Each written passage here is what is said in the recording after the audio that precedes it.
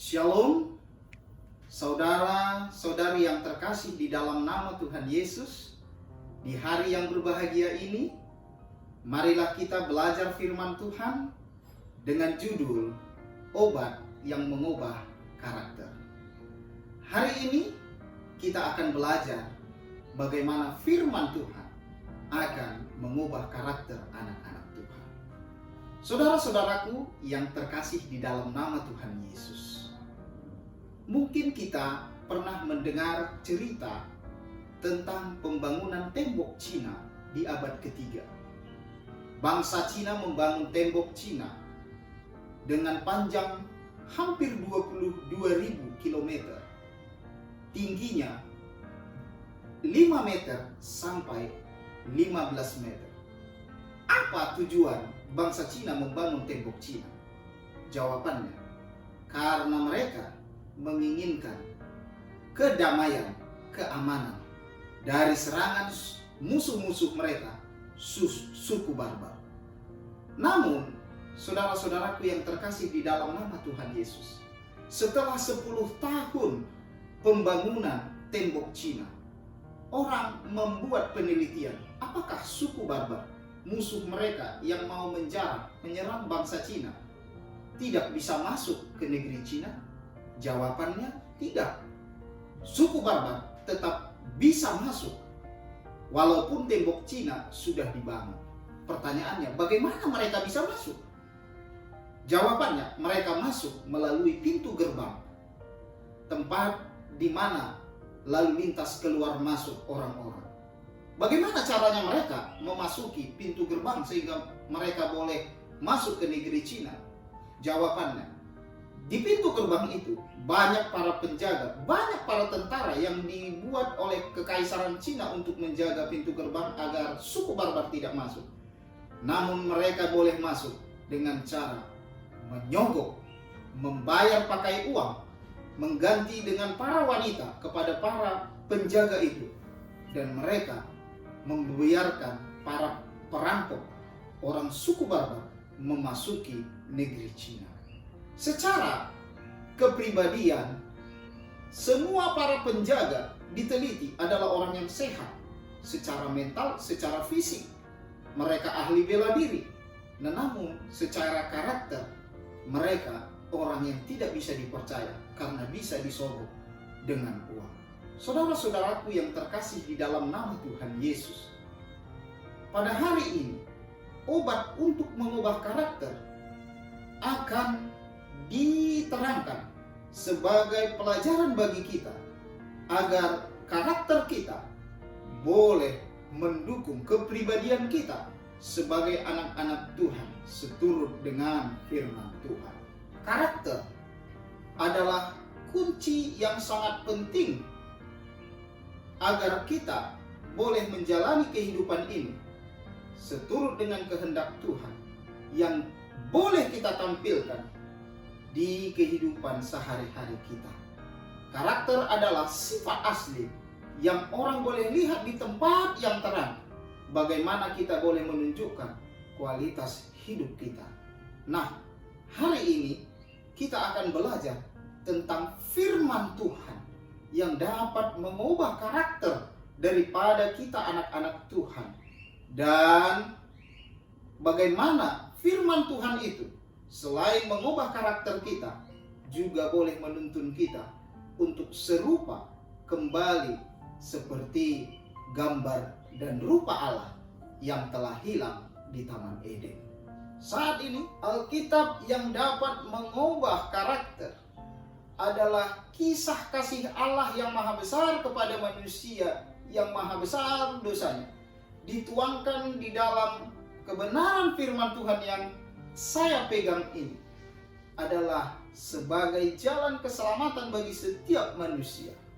Bagaimana dari kitab Kejadian sampai Wahyu, Alkitab ini diterangkan sebagai kesaksian Yesus Kristus.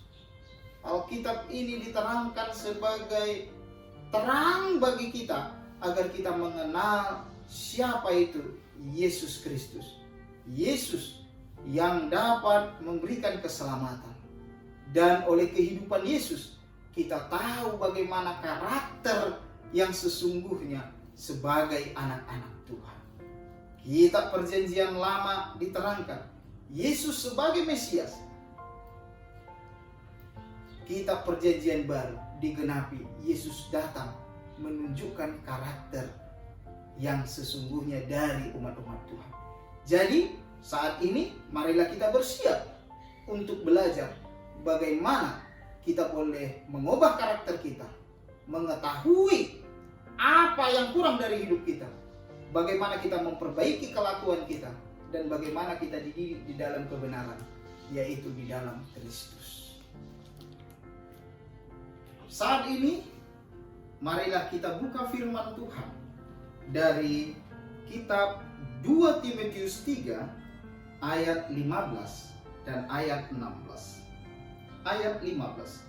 Ingatlah juga bahwa dari kecil engkau sudah mengenal kitab suci yang dapat memberi hikmat kepadamu dan menuntun engkau kepada keselamatan oleh iman kepada Kristus Yesus. Alkitab adalah kitab suci yang diilhamkan Allah kepada manusia untuk menjadi jalan agar manusia boleh memiliki pengetahuan, boleh memiliki hikmat tentang keselamatan yang ada di dalam Yesus. Alkitab sebagai ilmu keselamatan menceritakan kisah kasih Allah yang maha besar kepada manusia yang maha besar dosanya. Nah, mengapa Allah memberikan Alkitab sebagai jalan agar kita mendapat keselamatan? Karena manusia yang diciptakan Allah, nenek moyang kita yang pertama, Adam dan Hawa, telah jatuh ke dalam dosa, dan mereka dipulihkan kembali agar karakter mereka yang sudah jatuh ke dalam dosa diubah kembali menjadi karakter Kristus. Nah, untuk itu saat ini kita akan belajar bagaimana firman Tuhan ini dapat menyelamatkan kita, mengubah kita memiliki karakter seperti karakter Kristus. Di dalam 2 Timotius 3 ayat 16 selanjutnya dikatakan, segala tulisan yang diilhamkan Allah memang bermanfaat untuk mengajar, untuk menyatakan kesalahan, untuk memperbaiki kelakuan, dan untuk mendidik orang dalam kebenaran. Bagaimana ada 4 poin yang sangat penting yang akan kita bahas tentang bagaimana Alkitab ini dapat mengubah karakter manusia. Yang pertama, Alkitab sebagai tulisan yang diilhamkan Allah untuk mengajar. Itu yang pertama. Yang kedua, Alkitab yang diilhamkan oleh Allah bermanfaat untuk menyatakan kesalahan. Yang ketiga, Alkitab yang diilhamkan Allah bermanfaat untuk memperbaiki kelakuan. Dan yang kelima, untuk mendidik orang dalam kebenaran. Saudara-saudaraku yang terkasih dalam nama Tuhan Yesus, poin yang pertama yang akan kita bahas adalah Alkitab sebagai bermanfaat untuk mengajar. Jika ditanya, siapakah yang mengajar? Jawabnya, guru. Guru, di dalam satu buku dituliskan ada 3 jenis guru. Guru yang pertama, guru yang baik. Guru yang kedua, guru yang lebih baik. Guru yang ketiga, guru yang terbaik. Guru yang baik adalah guru ketika dia mengajar, murid-murid atau siswa yang mendengarkan dia mengajar semuanya mengerti. Itulah guru yang baik. Jadi kalau ada siswa di sekolah, ketika gurunya menerangkan di depan, dia mengerti, gurunya menjadi guru yang berhasil. Tingkat pertama, guru yang baik. Lalu yang kedua, guru yang lebih baik. Siapa ini guru yang lebih baik? Guru yang lebih baik adalah guru selain dia bisa memberikan pengertian kepada siswanya. Guru yang baik adalah guru yang boleh memberikan skill atau keterampilan bagi anak didiknya. Jadi bukan cuma teori saja, tetapi dia bisa menerapkan apa yang dia pelajari. Itu pula guru yang lebih baik. Namun ada guru yang terbaik, guru yang ketiga yang mengajar anak didik. Siapa ini guru yang terbaik? Guru yang terbaik adalah guru yang bukan hanya memberi pengertian, bukan hanya memberikan skill, tetapi guru yang terbaik adalah guru yang boleh mengubah karakter, sikap asli daripada anak didiknya. Siapapun dari antara kita, tidak ada yang bisa mengubah karakter orang lain. Karakter kita sendiri saja kita susah untuk mengubah. Tetapi guru yang terbaik ini mampu untuk mengubah karakter manusia. Pertanyaannya, apakah guru yang terbaik itu? Di manakah kita dapat guru yang terbaik itu? Jawabnya di dalam Alkitab. Nah, saudara-saudaraku yang terkasih di dalam nama Tuhan Yesus, bagaimana Alkitab ini boleh menjadi guru yang terbaik agar dapat mengubah karakter manusia? Kita lanjutkan. Dikatakan, segala tulisan yang diilhamkan Allah memang bermanfaat untuk mengajar, untuk menyatakan kesalahan. Bersambung, agar kita mendapat karakter yang baik, mendapat guru untuk mengubah karakter yang baik. Kita boleh mendapatkannya di dalam Alkitab, karena di dalam Alkitab ini ditunjukkan bagaimana menyatakan kesalahan. Jadi Alkitab menunjukkan apa yang salah, apa yang kurang dari kehidupan kita, dari sikap perilaku kita, dari ucapan kita, dari apa yang kita makan, dari apa yang kita lakukan setiap hari.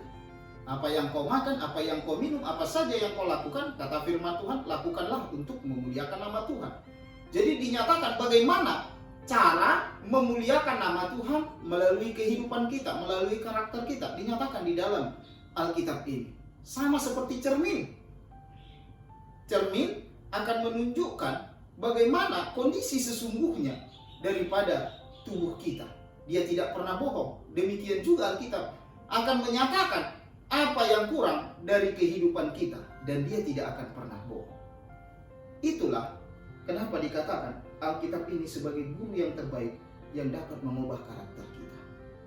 Lalu yang berikutnya, selain Alkitab ini menunjukkan apa yang salah, Alkitab ini juga dikatakan bermanfaat untuk memperbaiki kelakuan. Tidak cukup hanya ditunjukkan kesalahannya, tetapi juga Alkitab ini menunjukkan bagaimana kita boleh memperbaiki kelakuan.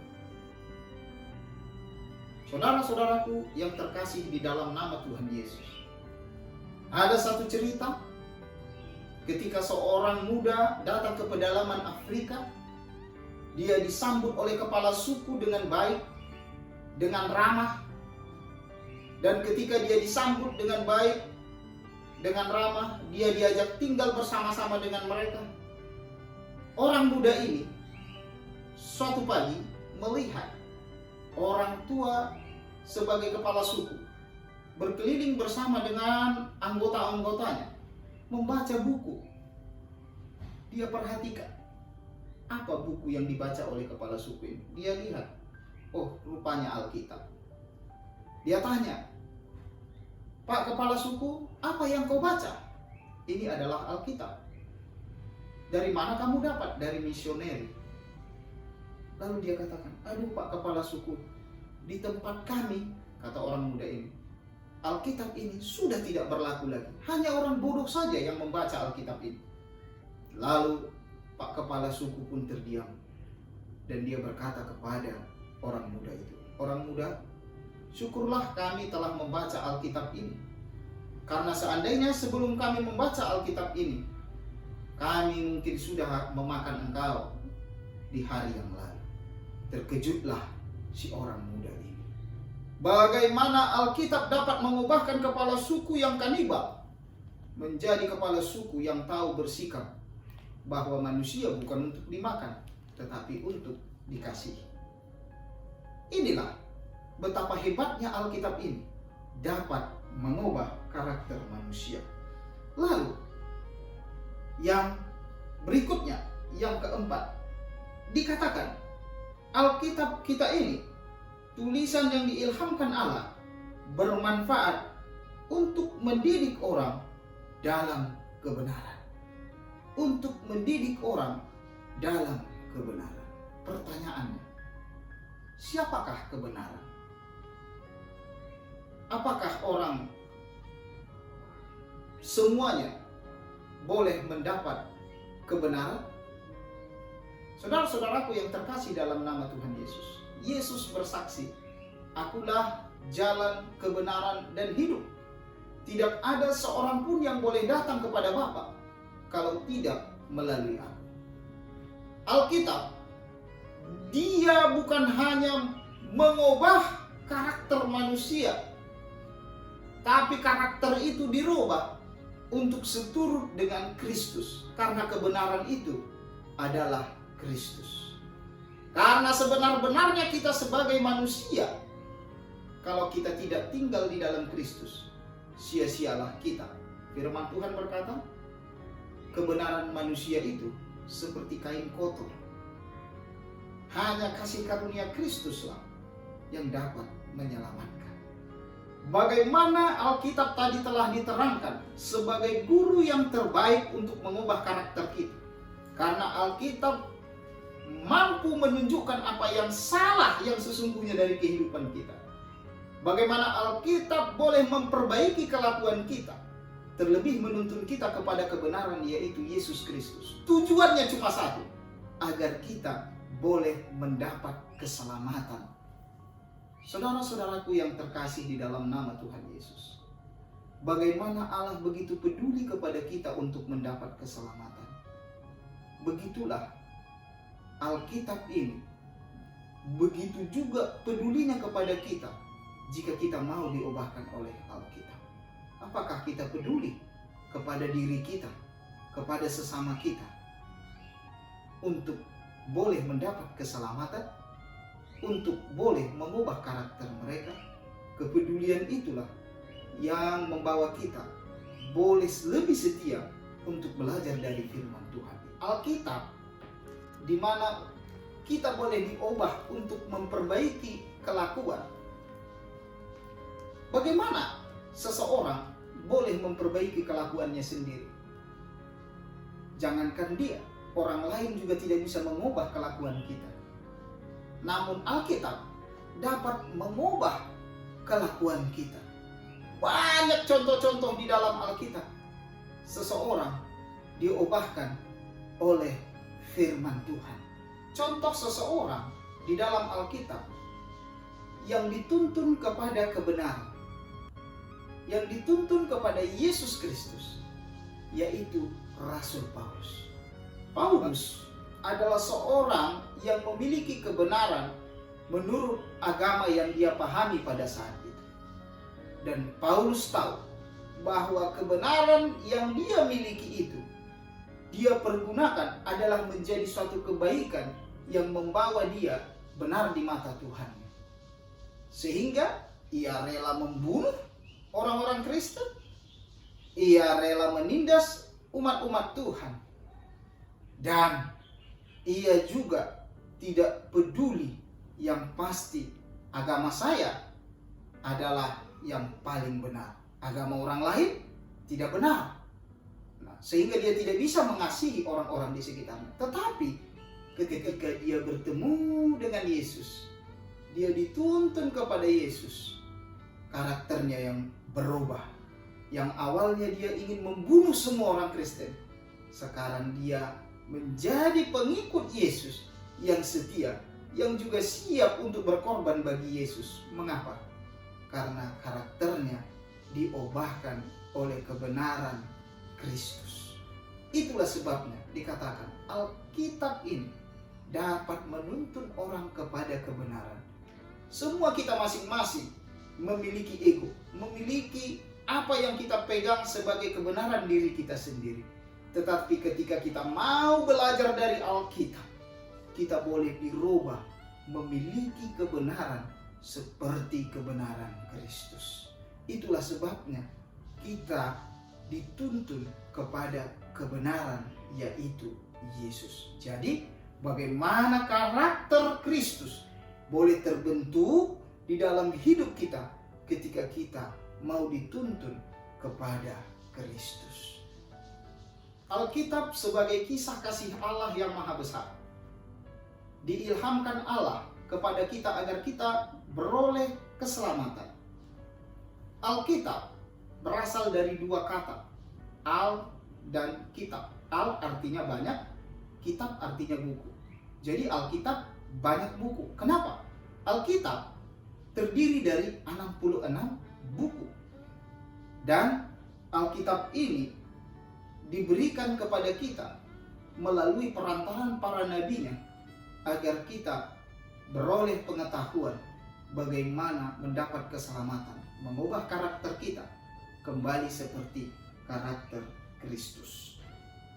Alkitab tidak boleh ditafsirkan menurut kehendak sendiri, atau para nabi zaman dahulu menubuatkan Alkitab ini dengan kehendaknya sendiri. Di dalam 2 Petrus 1:21 dikatakan, sebab tidak pernah nubuat dihasilkan oleh kehendak manusia, tetapi oleh dorongan Roh Kudus orang berbicara atas nama Allah. Jadi, kenapa begitu berkuasanya Alkitab ini dapat mengubahkan, dapat memberikan keselamatan? Karena yang mengilhamkannya ini, yang berbicara kepada para nabi adalah dorongan Roh Kudus, Roh Allah, supaya kita dapat tahu sesungguhnya apa sih sifat asli daripada manusia. Nah, mengapa demikian? Alkitab diberikan agar kita dapat mengubah karakter kita, agar kita mendapat keselamatan. Jadi Tuhan, Dia itu adalah Allah yang adil. Kenapa? Amos 3 ayat 7 mengatakan, sungguh Tuhan Allah tidak berbuat sesuatu tanpa menyatakan keputusannya kepada hamba-hambanya, para nabi. Jadi, sebelum Allah bertindak, Allah menyatakan terlebih dahulu agar orang dapat mengubah kehidupannya, mengubah karakternya menjadi seperti karakter Kristus. Jadi, contohnya, sebelum Allah menurunkan air bah, Allah menyatakannya terlebih dahulu kepada Nuh untuk berkhotbah selama 120 tahun. Sebelum Allah memporak-porandakan Sodom dan Gomora, Allah nyatakan dulu kepada Abraham. Sebelum Allah menghukum kota Niniwe, Allah nyatakan dulu agar Yunus pergi ke sana berkhotbah. Demikian juga sebelum api neraka turun membakar manusia, Allah nyatakan dulu melalui firman Tuhan, Alkitab ini, agar manusia dapat mengubah karakternya. Saudara-saudaraku yang terkasih dalam nama Tuhan Yesus, hari ini saya mau mengajak kita, anak-anak Tuhan, untuk mau belajar dari Alkitab sebagai ilmu keselamatan, agar kita boleh merubah karakter kita seperti karakter Kristus. Maukah saudara-saudara untuk datang diubahkan oleh firman Tuhan, untuk boleh dididik, diajar memiliki karakter seperti Kristus, untuk boleh mengetahui bagaimana sesungguhnya kehidupan kita ketika kita mau bercermin kepada Alkitab. Bagaimana kita mau dibentuk diperbaiki seturut dengan firman Tuhan. Terlebih, bagaimana kita boleh dituntun untuk memiliki kebenaran, memiliki tabiat, yaitu tabiat Kristus yang adalah kebenaran. Firman Tuhan yang mengubahkan karakter dapat membentuk kita agar kita menjadi seperti Kristus, dan dapat menolong kita agar kita tidak terantuk, tidak jatuh ke dalam berbagai-bagai pencobaan. Seperti kitab Mazmur 119 ayat 105 katakan, firman-Mu itu pelita bagi kakiku dan terang bagi jalanku. Pelita bagi kaki kita dan terang bagi jalan kita. Marilah kita belajar saat ini dari pelajaran firman Tuhan yang dapat mengubahkan karakter kita, agar kita boleh berjalan seturut dengan kehendak Tuhan dan kita tidak terantuk, terjatuh ke kanan ataupun ke kiri. Tuhan memberkati.